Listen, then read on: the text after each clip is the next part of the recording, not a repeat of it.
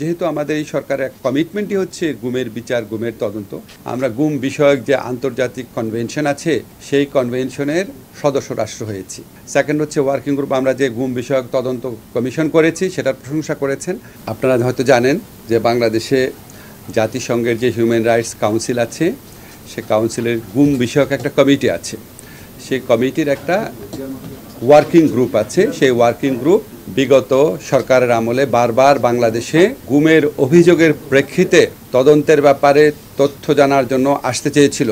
প্রথম আসতে চেয়েছিল আজকের থেকে 12 বছর আগে। তারপর তারা বেশ কয়েকবার রিকোয়েস্ট করেছে। আপনারা বুঝতেই পারছেন, যেহেতু বিগত ফ্যাসিস্ট আওয়ামী লীগ সরকারের আমলে তারাই গুমের ঘটনাগুলো ঘটিয়েছিল বলে আমাদের বিশ্বাস, সেই জন্য তারা এই জাতিসংঘের যে ওয়ার্কিং গ্রুপ আছে সেই ওয়ার্কিং গ্রুপকে বাংলাদেশে আসতে দেয়নি, তাদের চিঠির উত্তর পর্যন্ত দেয় নাই।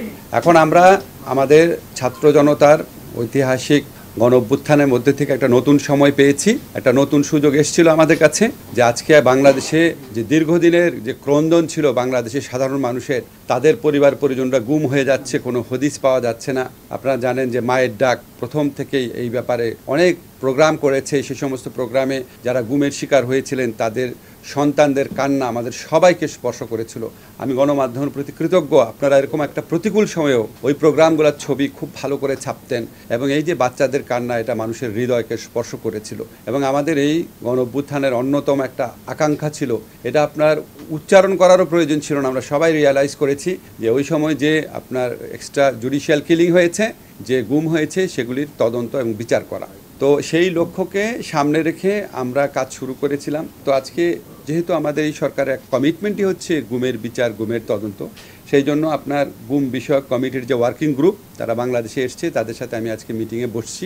মিটিংয়ে বসার পর তারা আমাদের কিছু কার্যক্রমের প্রশংসা করেছে।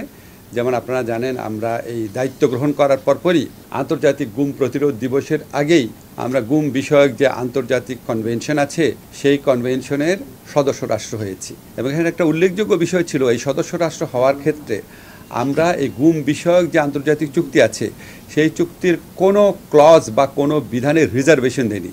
মানে আমরা বলেছি পুরা চুক্তিটাই আমরা মানি, একটা দুইটা বিধান মানি না বা এটার ব্যাপারে আপত্তি আছে সেরকম না, সম্পূর্ণভাবে আমরা এটা অ্যাকসেশন করেছি, এটার পক্ষরাষ্ট্র হয়েছি। পৃথিবীতে আপনার প্রায় 77টার মতো দেশ, দুইটা একটা নাম্বার এদিক সেদিক হতে পারে এরকম দেশ এই আন্তর্জাতিক চুক্তিটার পক্ষরাষ্ট্র হয়েছে, কিন্তু আনকন্ডিশনালি পক্ষরাষ্ট্র হয়েছে এরকম রাষ্ট্র খুব বেশি না। তো আমরা আনকন্ডিশনালি পক্ষরাষ্ট্র হয়েছি। ওনারা এটা প্রশংসা করেছেন ওয়ার্কিং গ্রুপ। সেকেন্ড হচ্ছে ওয়ার্কিং গ্রুপ, আমরা যে গুম বিষয়ক তদন্ত কমিশন করেছি সেটার প্রশংসা করেছেন। তারপর আমরা গুম বিষয়ক আইন প্রণয়নের উদ্যোগ নিয়েছি, একদম ডেডিকেটেড পিস অফ লেজিসলেশন, সেটা তারা প্রশংসা করেছে। তারপর আমাদেরকে কিছু কিছু সাজেশন দিয়েছে। যেমন আমাদেরকে তারা বলেছে যে আপনার গুম বিষয়ক যে কমিশনটা আছে, আমাদের কমিশনটা তো আপনারা জানেন সবাই খুবই ভালোভাবে কাজ করছে, অনেক কষ্ট করছে। তো ওনারা বলেছেন এটার মেয়াদ বাড়ানো যায় কি না। তা আমি বলেছি এর সিদ্ধান্ত তো সরকারের পক্ষ থেকে সবাই বসে নিবে, আমি আমাদের প্রধান উপদেষ্টার কাছে এবং আমাদের মিটিংয়ে এই জিনিসটা উত্থাপন করব। তবে আমি তাদেরকে এটাও বলেছি, আমরা গুম বিষয়ক যে আইন করব সেই আইনের অধীনেও আমরা একটা খুব শক্তিশালী কমিশন গঠন করার ইচ্ছা রাখি, সেটা তাদের জানিয়েছি। ওনারা আমাদের আইনের ব্যাপারে কিছু ব্যাপারে বলেছে, আমাদের আইনে কিছু কিছু জিনিস আমাদের ভিকটিম যারা ফ্যামিলি আছে তাদের সাথে আরেকটু আলোচনা করা দরকার, আর গুম বিষয়ক যে কমিশন আছে তাদের সাথে আলোচনা করা দরকার। আমরা বলেছি অবশ্যই আমরা আলোচনা করব। তারপর ওনারা বলেছেন ওখানে একটা, আপনারা জানেন সবাই, যে মিসিং পারসন সার্টিফিকেট দেওয়ার জন্য এটার বিধান আমরা অলরেডি আমাদের আইনে আছে, এটা আমরা করব।